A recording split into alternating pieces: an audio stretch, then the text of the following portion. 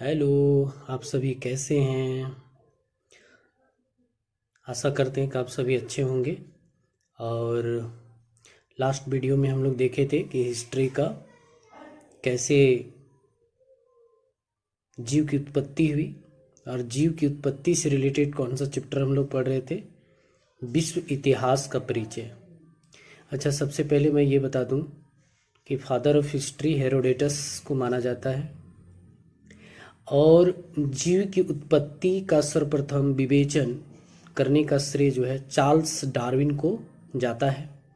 वह अपनी पुस्तक ओरिजिन ऑफ स्पीसीज 1 फरवरी 1871 में लिखे थे, और उन पुस्तक में डार्विन ने जीव की उत्पत्ति में ईश्वर की भूमिका को नकारते हुए उन्होंने बताया कि जीव की जो उत्पत्ति हुई थी वो अमोनिया एवं फॉस्फोरस किसी गड्ढे में पानी जमने के बाद उसमें प्रकाश ऊष्मा आदि पड़ने के बाद जो है जीव की उत्पत्ति हुई थी। यहाँ तक तो जीव की उत्पत्ति हो गई, लेकिन जीव का विकास सर्वप्रथम कहाँ हुआ?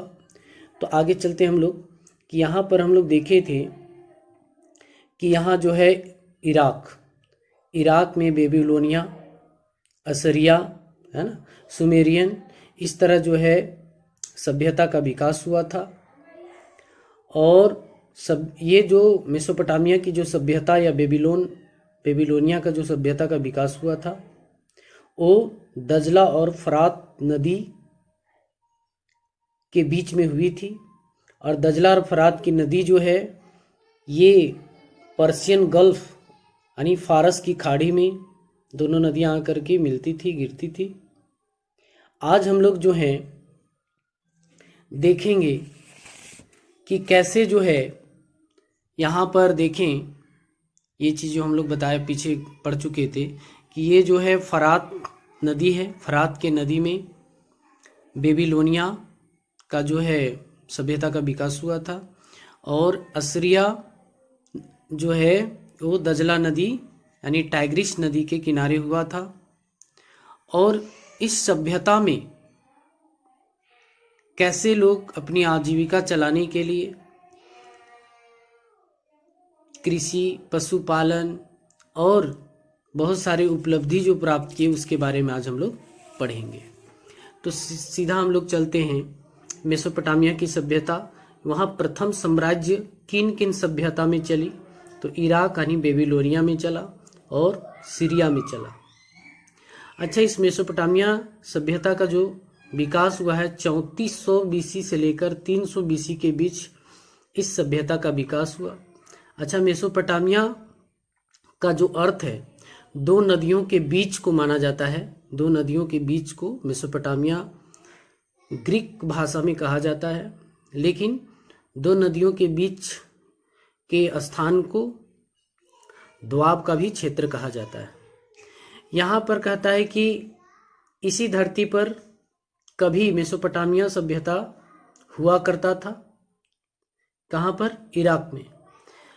कृषि कार्य करने वाले पहले लोग पहले क्या करते थे? तो बोल रहा है कि संग्रह करता थे। वो लोग क्या करते थे? कंदमूल को संग्रह करते थे। धीरे धीरे लोग शिकार करने लगे, उसके बाद शिकारी बन गए। शिकारी के बाद जो है लोग कृषि कार्य करने लगे, उसके बाद पशुपालन करने लगे। वहाँ की संस्कृति क्या थी? तो इस सभ्यता के लोग आस्तिक थे, यानी भगवान पर विश्वास करते थे, उसको आस्तिक कहा जाता है। जो व्यक्ति या जो सभ्यता के लोग भगवान पर, अपनी देवी देवताओं पर विश्वास करता हो उसे आस्तिक कहा जाता है। बोल रहा है कि देवी देवताओं को मानते थे, सबसे बड़े देवता को उससे छोटे देवता पूजते थे, यानी नमन करते थे। सबकी आज्ञा का पालन करना होता था, यानी अनुशासन था उस सभ्यता में। बड़ों का आज्ञा का पालन करना, देवताओं का आज्ञा का पालन करना, इससे यह अर्थ निकलता है कि वहाँ के लोग अनुशासित थे। जीवन एवं धर्म गहराई से जुड़े हुए थे, यानी जो है वहाँ के लोग जो है धर्म पर विश्वास करते थे, अपने देवी देवताओं पर विश्वास करते थे। आगे दूसरा है कि लिपि मेसोपोटामिया की सभ्यता द्वारा संसार को दिया गया सबसे बड़ा देन क्या है? किलाक्षर या किलाकार लिपि। लोग वहाँ पढ़ना लिखना शुरू किए, अक्षरों का ज्ञान हुआ।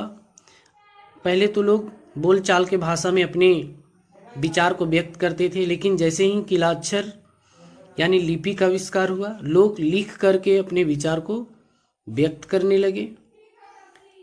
उसके बाद क्या है, इस लिपि में 250 से भी अधिक शब्द थे, जिसे क ख ग घ या अंग्रेजी में हम लोग ABCD पढ़ते हैं, उस तरह जो है किलाक्षर लिपि में 250 शब्द था।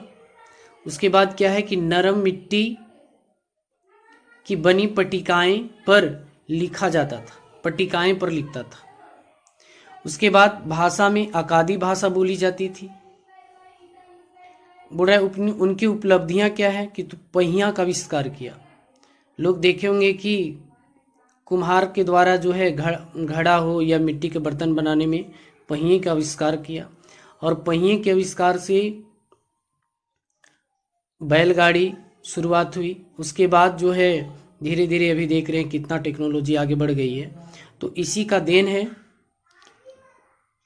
कि आज लग्जरियस गाड़ी भी बन रही है। फसलों का रोपण का शुरुआत वहीं से हुआ। लोग कैसे कृषि करना सीखा, ये कहाँ से सीखा? तो मेसोपोटामिया से। लिपि का आविष्कार बहुत बड़ी उपलब्धि है। वहाँ के लोग गणित का आविष्कार किया, खगोल विज्ञान का आविष्कार किया और कृषि का विकास किया। कैसे कृषि किया जाता है, सिंचाई कैसे किया जाता है, नहर का विकास कैसे किया जाता है, पानी को संग्रहित कैसे करना है, शहरों का निर्माण आदि मेसोपोटामिया सभ्यता का उपलब्धि है। ये हिस्ट्री का मेन हम लोग पहला सभ्यता जहाँ जीव की उत्पत्ति हुई और जीव का कैसे विकास हुआ, किन किन नदियों के बीच हुआ, कौन सभ्यता का विकास हुआ, है ना, लोगों की क्या क्या उपलब्धियां रहा, कैसी संस्कृति थी, इसके बारे में हम लोग यहाँ भी पढ़े। आगे देखते हैं कि सभ्यता का आखिर अंत कैसे हुआ।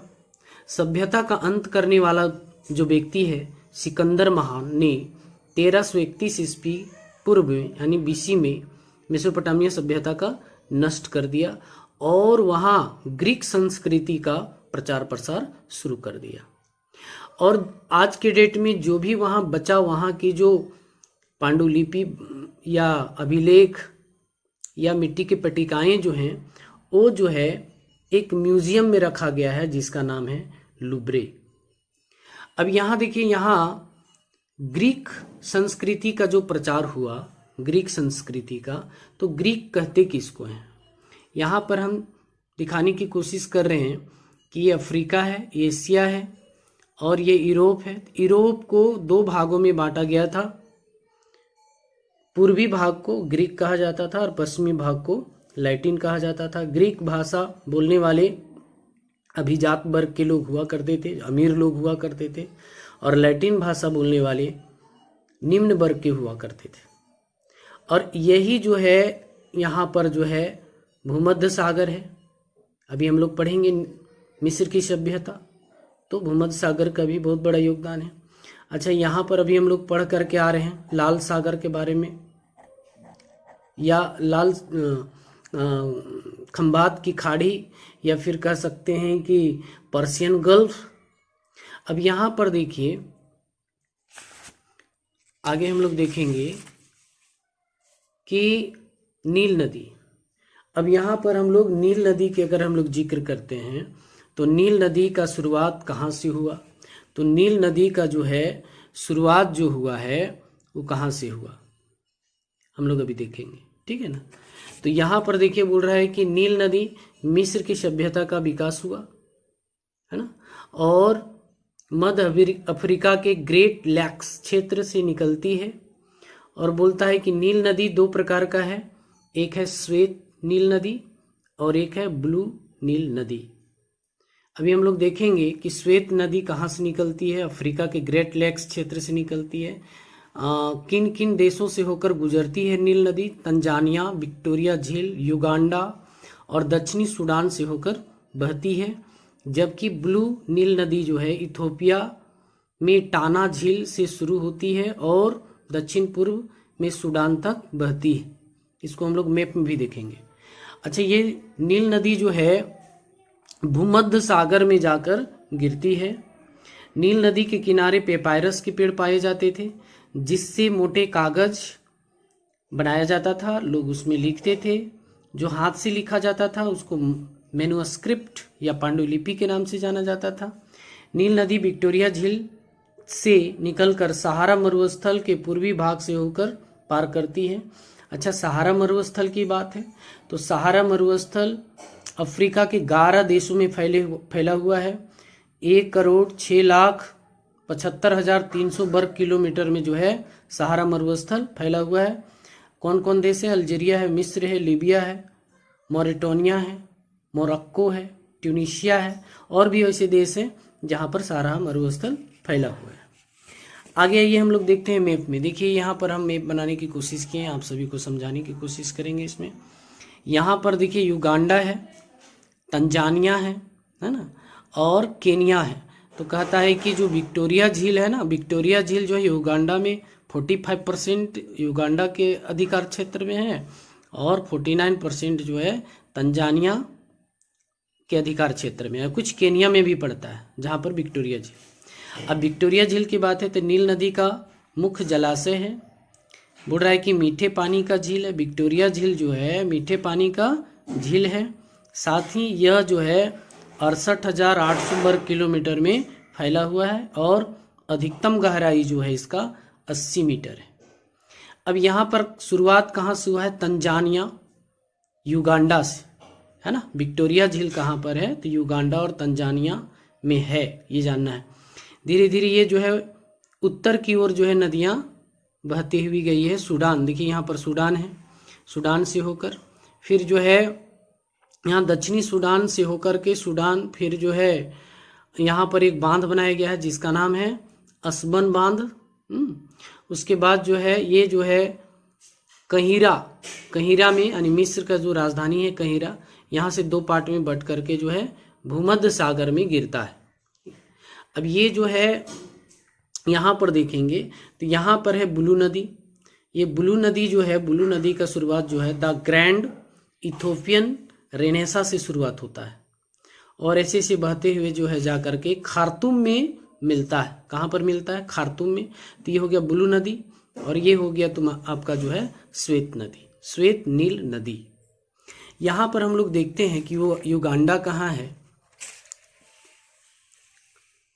देखिए यहाँ पर, यहाँ जो है तंजानिया है, ये केनिया है, ये इथोपिया है, ये जो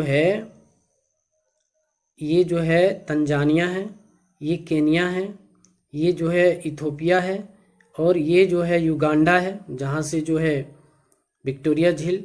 ऐसे होते हुए फिर यहाँ पर है दक्षिणी सूडान, फिर मिस्र में आकर के जो है ये भूमध्य सागर, ये जो आप देख रहे हैं, ये सब जो देख रहे हैं ये क्या है? ये भूमध्य सागर। यहाँ पर आकर के नील नदी मुहाने पर मिलती है।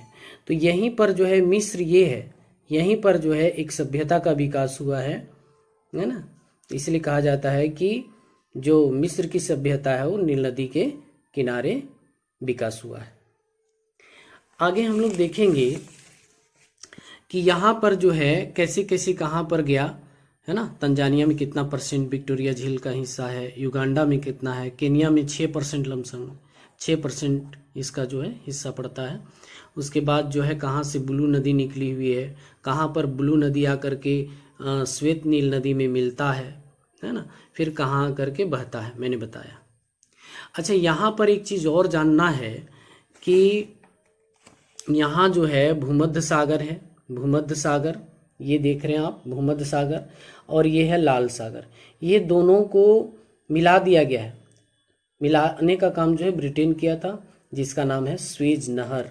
अच्छा, स्वेज नहर की अगर बात है तो यहाँ पर हम लोग देखेंगे कि स्वेज नहर 193.3 किलोमीटर है लंबा। स्वेज नहर की लंबाई कितना है यहाँ पर देखेंगे, 193.3 किलोमीटर है। अच्छा, इसका बनना शुरुआत कब हुआ? 1859 और कंप्लीट हो गया 17 नवंबर 1869 में, लागू भी हो गया। ठीक है, आगे यहाँ पर हम लोग देखेंगे कि क्या क्या उपलब्धि रहा है मिस्र सभ्यता का। तो यहाँ पर मिस्र सभ्यता का जो विकास हुआ नील नदी के घाटी में हुआ। अच्छा, नदी के किनारे ही सभ्यता का विकास का मुख्य कारण है उपजाऊ भूमि, आसानी से लोगों को पानी मिल जाना, खेती करने योग्य मिट्टी, जलोढ़ मिट्टी होना, ये सभी कारण है। अच्छा, ये बोल रहा है पूर्वी उत्तरी अफ्रीका में प्राचीन सभ्यता थी, है ना, बहुत पुराना सभ्यता है जो अब आधुनिक देश मिस्र में है। मिस्र को इंग्लिश में इजिप्ट के नाम से भी जाना जाता है, अफ्रीका, उत्तरी अफ्रीका में। सभ्यता का विकास कहता है कि 3150 बीसी के आसपास हुआ था। प्रथम साम्राज्य जो वहाँ चलाया जिसका नाम था फेरो के शासन के दौरान राजनीतिक एकीकरण। अच्छा, एकीकरण क्या है? एकीकरण का मतलब होता है कि समावेशिक विकास, सभी लोगों के लिए। अगर नहर भी बन रहा है कृषि के लिए या बड़ा बांध बन रहा है तो उसमें सभी लोग उसका उपयोग करेंगे और खुद का विकास करेंगे, तो लोग सब मिलजुल करके खेती बाड़ी करने लगे, उसी एकीकरण कहा जाएगा। विकास क्या है? लगातार 3 सदियों तक होती रही मिस्र की सभ्यता का विकास 3 सदियों तक। अब बोल रहा है कि फैरो का शासन का अंत कैसे कब हुआ? 31 बीसी में हुआ। और कृषि देखिए, वहाँ के लोग कृषि उपजाऊ घाटी के कारण वहाँ जो है अधिक फसल होती थी। मैंने अभी कहा कि नदी के किनारे जलोढ़ मिट्टी पाई जाती है और काफ़ी उपजाऊ होती है। उसमें NPH, नाइट्रोजन, फास्फोरस और पोटेशियम का भरपूर मात्रा होती है जिसके कारण वहाँ फसल अधिक होती है। जिसमें सामाजिक विकास एवं संस्कृति को भी बढ़ावा मिली। संसाधनों की अधिकता था, स्वतंत्र लेखन प्रणाली था, लोग अपने विचारों को लिख करके व्यक्त करते थे। कोई भी काम होती थी वो सामूहिक होता था, व्यापार भी हुआ करता था। तो आज के डेट में जो है अगर किसी भी देश की अर्थव्यवस्था का विकास करना है तो उसमें बहुत बड़ा योगदान व्यापार का होता है। तो मिस्र की सभ्यता का विकास जो है व्यापार के कारण भी हुई। कृषि परियोजनाएं, वहाँ पर तालाब, बांध, सिंचाई की व्यवस्था, उत्तम किस्म के बीज, उपजाऊ मिट्टी होने के कारण कृषि परियोजनाएं भी सफल हुई। संस्कृति देखिए, वहाँ का जो था मेरी मडे संस्कृति जो 5000 बीसी से लेकर के 4200 बीसी तक चला। अच्छा, वहाँ लेखन का आविष्कार हुआ, लोग लिखना सीखा। विचारों के लिए हायरोग्लिक नामक प्रतीकों का इस्तेमाल करता था। ये क्वेश्चन बहुत बार आता है कि मिस्र की सभ्यता में अपना विचार जो व्यक्त करता था किस प्रतीक के द्वारा करता था? हायरोग्लिफ नामक प्रतीक का इस्तेमाल करता था। बोला कि 700 से ज़्यादा हायरोग्लिफ हुआ करता था। लेखन को मेदू नेतेजर कहते थे। ज़्यादातर जो है धर्म जो है मिस्र की सभ्यता में सुन्नी मुस्लिम लोग वहाँ मिलते हैं, जो 90% जो है मुस्लिम लोग हैं, बाकी जो है ईसाई भी हैं वहाँ 10%। तो इस तरह हम लोग देख रहे हैं। फिर वहाँ संस्कृति 3 तरह का था, मिस्र, बाइडियन अरब, न्यूबियन, इस तरह जो है संस्कृति का विकास हुआ। तो यहीं नेक्स्ट वीडियो में हम लोग हड़प्पा सभ्यता के बारे में भी पढ़ेंगे, कैसे उसका विकास हुआ, किनका किनका योगदान था। धन्यवाद। अगर अच्छा लगे तो सब्सक्राइब जरूर करें, लाइक करें, है ना, शेयर करें। धन्यवाद।